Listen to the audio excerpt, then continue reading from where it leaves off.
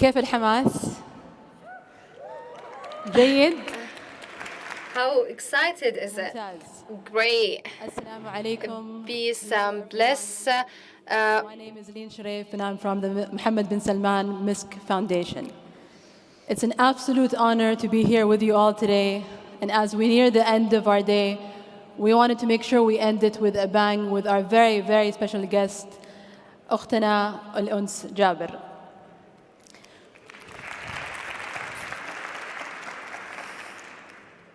She's not anyone, by the way. She's currently one of the top 3 female tennis players in the world, the highest ever ranked Arab and African tennis player, and she has just joined us from Texas this morning, just flew in.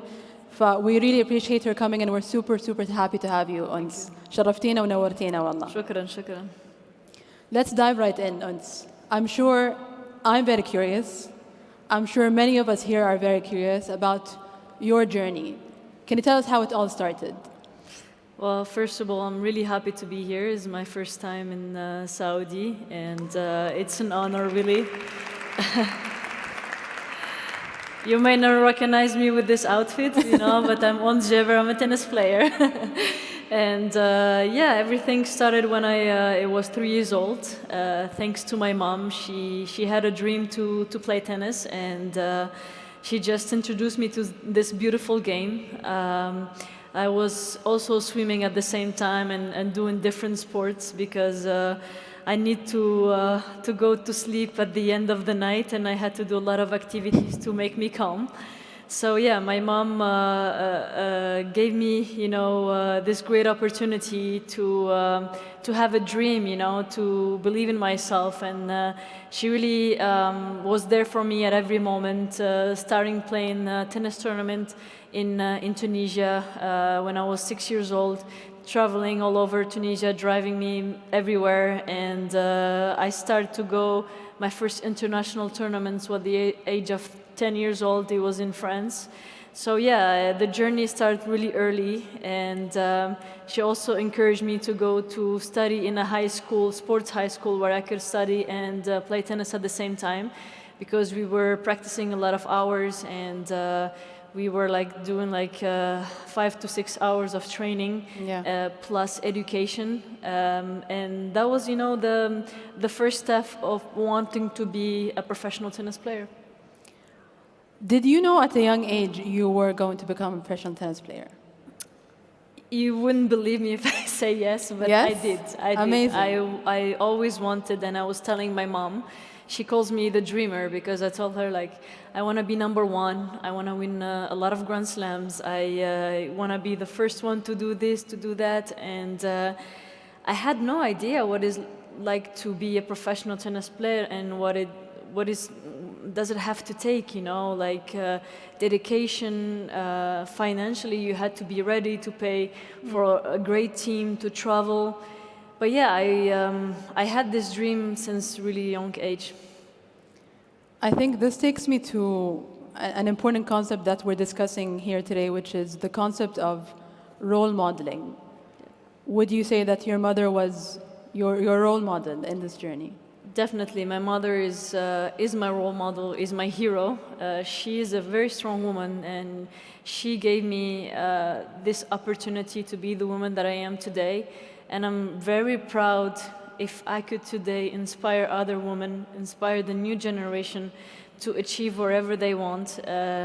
Yes, I play tennis, but it's more than that to me. A tennis court is a place where I feel free, where I feel amazing. The feeling that I have there is not just about holding a tennis racket, but tennis helped me understand myself, helped me to be a responsible young woman, helped me with a lot of things that I am honestly using in my personal life.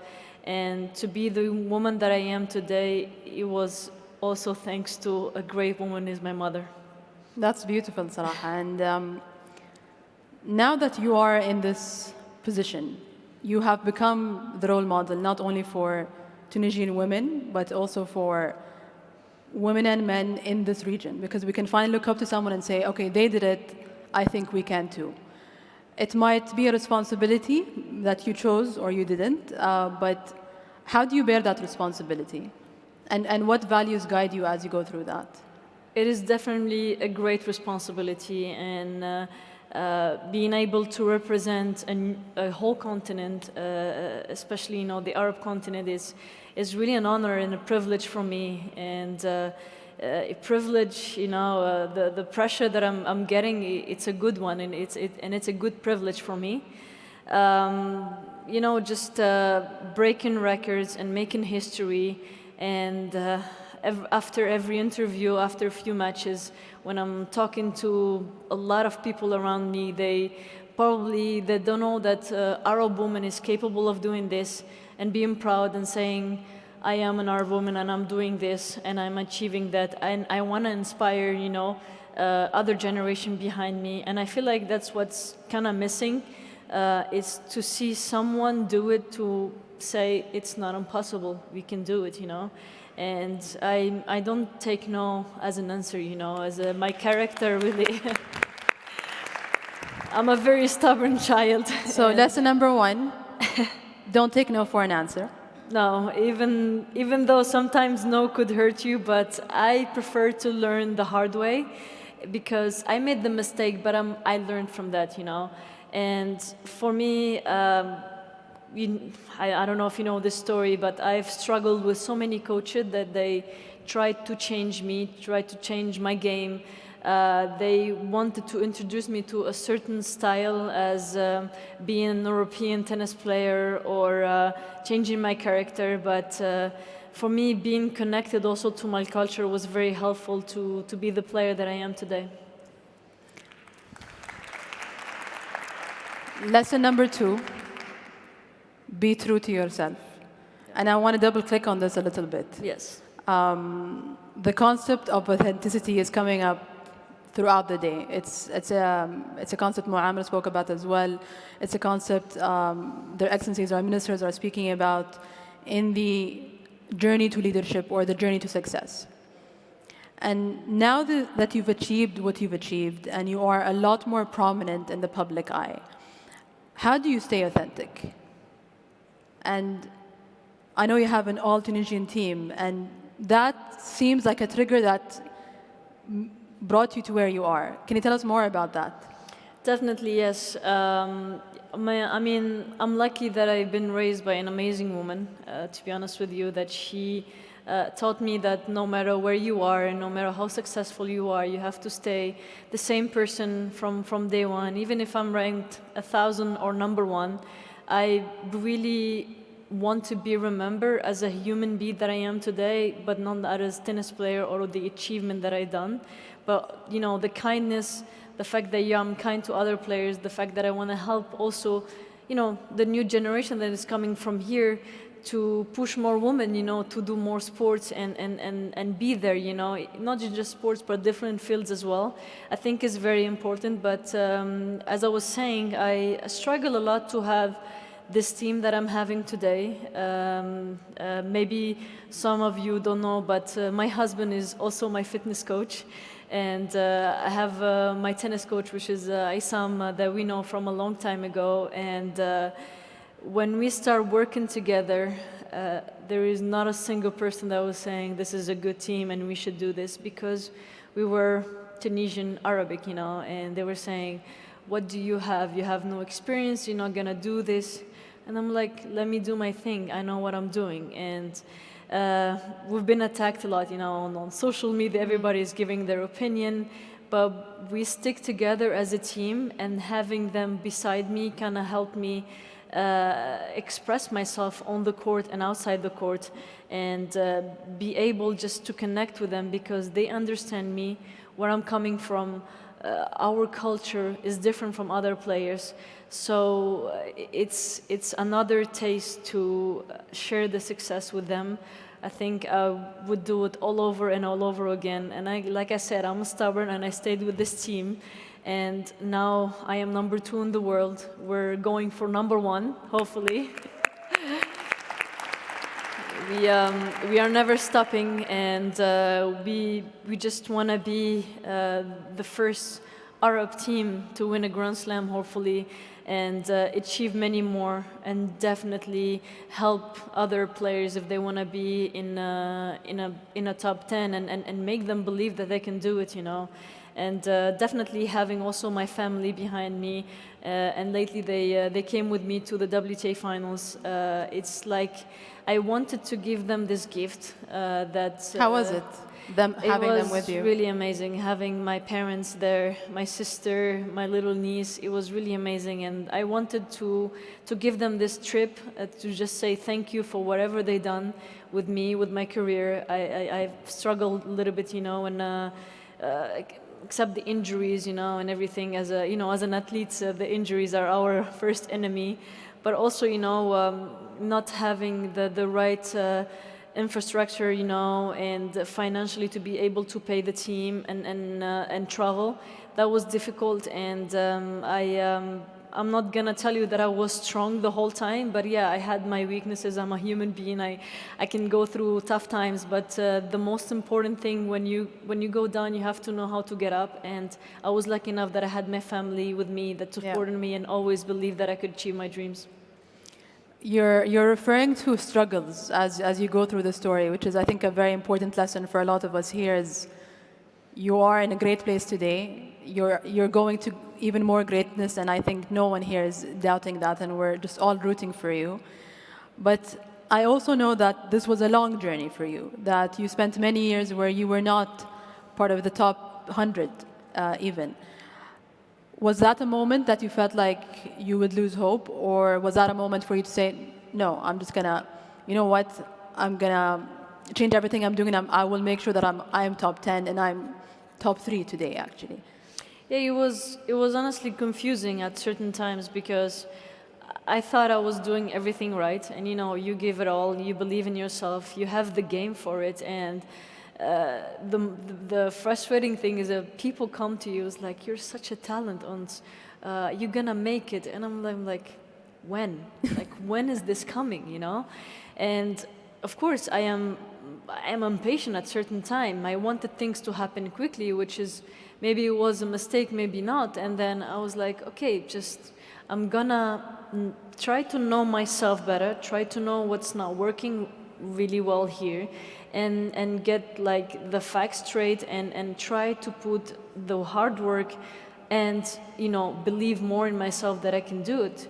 Because at a certain time I was ranked outside the 100, you know, outside the top 100, and I was beating, you know, players from top 10. They were Grand Slam champions, they were people that I known, and I'm like, this is not right. I should be there, I belong there. And again, meeting the team that I've been dreaming of, they helped me achieve that. And again, not taking no for an answer also helped me be here. And the struggle that I went through, I think it was part of the journey that I had to go through, and I have accepted that completely, because I feel like when you go through these tough times, you become stronger, and I became stronger to be able to maintain, you know, the top 10 position for 2 years now, and hopefully going for more. When can we expect the next? When can we expect number 1? Well, you know, if we calculate, it could be next year by maybe July or something like that. And yeah, I'm gonna give it all, honestly, yeah. Hopefully this trip will, and seeing you guys here will definitely give me the courage to put more hard work and be prepared to really shine. I want you to know, and I remember when you went viral, when you reached the finals in the Wimbledon finals, and as a Saudi and as a fellow Arab, as a fellow athlete as well, I'm very much into the sports scene as well. It's a little bit late for me, but it's very important for me to know that my own kids and my own nephews and nieces have someone to look up to and say, okay, someone is finally representing us on the field. And you're doing so on the tennis field, but it kind of cuts across all sports. And that's something that is really amazing, to see the effect that you have on people that extend way beyond your country and even your continent. And that's something that's very, very important. Thank you. I'm really honored, really. Thank you very much. So I'm going to steal this opportunity and ask a question that is dear to my heart, as I'm expecting, and I'm someone that would really love to see my own daughter or son in the Olympics, in the tennis world, in any sport that I feel like they would choose to be passionate about, they choose to follow. What would you say your advice would be to them? And maybe tell me about how your mother played that as well in your life. Well, I mean, I have a lot of things to say to them, and definitely from the little experience that I have, to be honest with you, is to everything starts with a dream, and it did start with a dream with me. So start to believe in it, really believe in it, like deep inside, and never let anybody doubt you, because some people came to me and was like, what are you doing? Like, you're literally a small girl from Tunisia, no experience, you're not gonna make it far away. Then I made it to the top 100. It's like, okay, that's her limit. She's not gonna go far away. And then they always have something to say. Obviously, you're not gonna satisfy them, but who are they anyways? They're nobody. They're not. They don't know the hard work that you're putting, the 6-7 hours of training, of hard work, the sacrifice that I do, you know, far away from my family, that I don't see my parents more often. And that makes me even hungry to do more, you know. And for me, believe in yourself, hard work is very important, and really know what you want. Because as soon as that clicks with you, everything is possible. And remember that everything is possible. Whatever you want to play, tennis or any other sport or even any other different fields, is really possible. And as an Arab woman, I'm really honored to say that in every interview, that I'm a proud Arab woman, that I'm encouraging every woman to do whatever she wants, because nothing is impossible.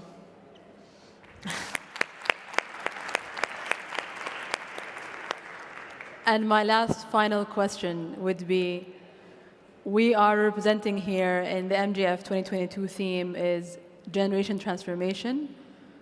What would be your advice, not just to the ones not here, but to everyone in this room and to the generation to come? Well, a lot of advices today. Well, for me is, again, like the belief and the confidence. I think also is very important that everyone works on the mindset, because the brain is very powerful, and it could really help you to take the next step, you know.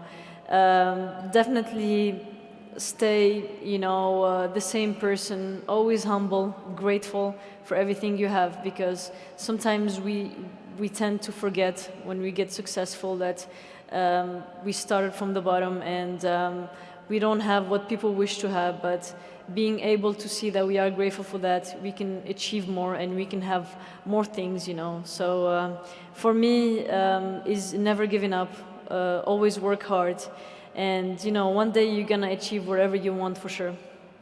Inshallah. Inshallah. Ons, thank you so much. Shukran. I had an absolute pleasure.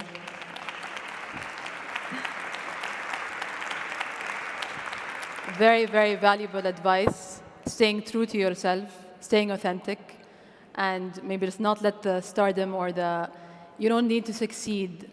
You don't need to you don't need to let go of who you are to be where you are, and that's honestly Definitely. phenomenal. Thank you so much. Thank you.